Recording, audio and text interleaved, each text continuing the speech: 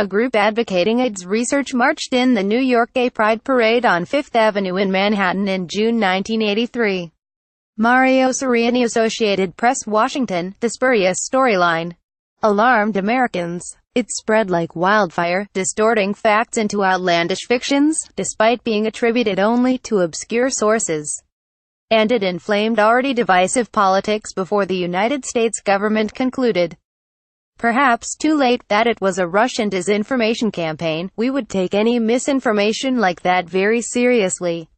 Sarah Huckabee Sanders, the White House press secretary, told reporters at a briefing on Monday. Ms. Sanders was responding to a question about how the Trump administration would view a disinformation campaign by a foreign government, specifically, fabricated and sensational news distributed by Moscow in the 2016 election. But presidents have for decades dealt with the phenomenon of Russian-peddled fake news, if under a different name. It is rooted in a Cold War plot that fanned a conspiracy theory about the origins of AIDS, earning a rebuke from the Reagan administration, and now serves as a lesson about Russian disinformation and the subversion of weighty issues worldwide. Today, the fingerprints of Russian disinformation campaigns have been left on both sides of the Atlantic. Mark R. Jacobson, a professor at Georgetown University and former Pentagon advisor, told a congressional hearing in November. Whether it is Brexit or the American election, Russian propaganda still infects U.S. social media networks, Dr. Jacobson said, and we see the same sort of divisive propaganda that we saw during the Cold War, called Operation Infection by the East German Foreign Intelligence Service, the 1980s disinformation campaign seeded a conspiracy theory that the virus that causes AIDS was the product of biological weapons experiments conducted by the United States. The disease disproportionately impacts gay men, and the Reagan administration's slow response had escalated into suspicions in the gay community that the United States government was responsible for its origins. The KGB picked up on that, and added a new twist with a specific location for Patriot, MD, where military scientists conducted biological weapons experiments in the 1950s and 1960s, said Douglas Selvage, the project director at the office a federal commissioner for Stasi records in Berlin. The KGB campaign began with an anonymous letter in Patriot, a small newspaper published in New Delhi that was later revealed to have received Soviet funding. It ran in July 1983, under the headline, AIDS May Invade India, Mystery Disease Caused by U.S. Experiments, and pinned the origin of the disease to Fort Detrick. The choice of Patriot was deliberate, said Thomas Boghart, a military and intelligence historian who traced how the campaign unfolded.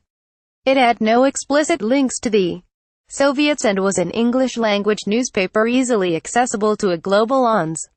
An anonymous letter in Patriot, a small newspaper published in New Delhi that was later revealed to have received Soviet funding. History, philosophy, and newspaper library at the University of Illinois at Urbana-Champaign. The Soviets intuitively understood how the human psyche works, Dr. Boghart said. He said, the playbook was simple but effective: identify internal strife, point to inconsistencies and ambiguities in the news, fill them with meaning and repeat, repeat, repeat. A September 1985 memo to Bulgarian intelligence from the East German secret police served as a conduit. The disinformation campaign aimed, according to the Stasi, to generate, for us, a beneficial view by other countries that this disease is the result of out-of-control secret experiments by U.S. intelligence agencies and the Pentagon involving new types of biological weapons. A month later, the Soviet journal Literaturnaya Gazeta published a paper titled Panic in the West, or What is Hiding Behind the Sensation Surrounding AIDS. It included accurate information about the disease and Fort Detrick, but cited the Patriot letter to connect the dots. The paper received international attention and its allegations were repeated around the world, including in Kuwait, Finland and Peru. CBS News, black newspapers, the gay press, niche publications critical of the CIA and the right-wing presidential candidate Lyndon LaRouche all promoted the conspiracy theory. Mr. LaRouche flipped the claim on its head, accusing the Soviets of using AIDS as a weapon.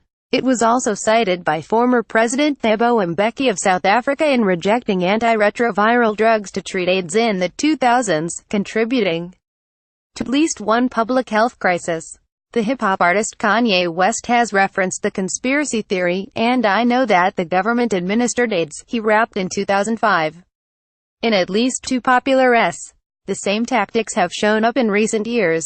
Birtherism, the homespun conspiracy theory that President Barack Obama was not born in the United States, was picked up by Russian state news media and then cited by right-wing groups.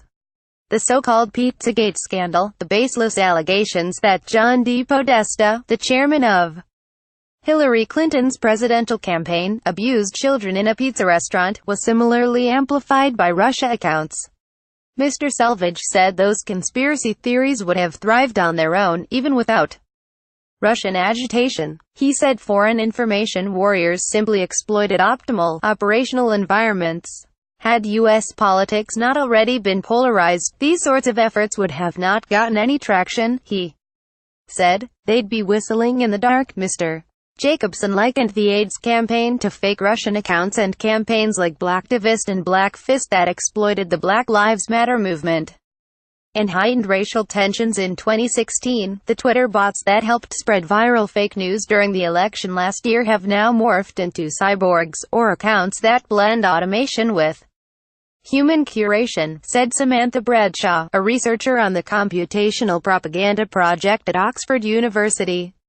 They are more difficult to identify, but still latch onto divisive issues and seek to deepen the wedge. The point is not to just tell a lie, but to tell a lie in increments, Ms. Bradshaw said. They get a little bit more absurd as you start release more and more stories.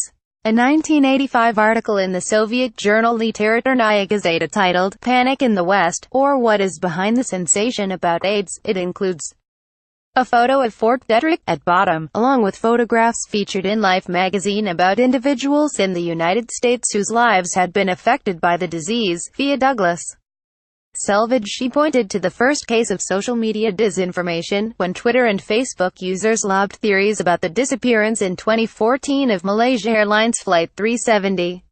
Rumors of its fate included a natural disaster, Ukrainians trying to assassinate President Vladimir V Putin of Russia, and a lost and confused World War II battalion emerging to shoot down the plane. This was not to convince people about the World War II battalion, but telling them to distrust the media because they can't get the story right in the first place, Ms. Bradshaw said. The White House, too, has recently attacked the news media for errors by major news outlets. But on Monday, Ms. Sanders said the Trump administration would not compare a foreign government's disinformation campaign with a reporter's mistakes. In the case of the AIDS disinformation campaign, a similar argument about uncertainty over the disease's origins proved beneficial for conspiracy theorists. Jakob Siegel, an East German biologist who promoted the Soviet campaign, seized on growing doubts from a theory that the virus had jumped from African green monkeys to humans. He called it ludicrous in a 1986 interview with the London Sunday Express and accused the American government of playing it up as a cover-up. By 1987, the Soviets began to sour on the campaign as Moscow's scientific establishment rebuked it. Secretary of State George P. Shultz also accused Mikhail S. Gorbachev, who was then the leader of the Soviet Union, with hawking bum dope about AIDS. Mr. Gorbachev ordered the KGB to stop spreading the conspiracy theory, and after the collapse of the bloc, former Soviet intelligence officials owned up to it. These active measures may be tactically successful, but strategically they fail, Dr. Selvage said. In the case of the AIDS disinformation campaign, they were forced to give up on it, he said.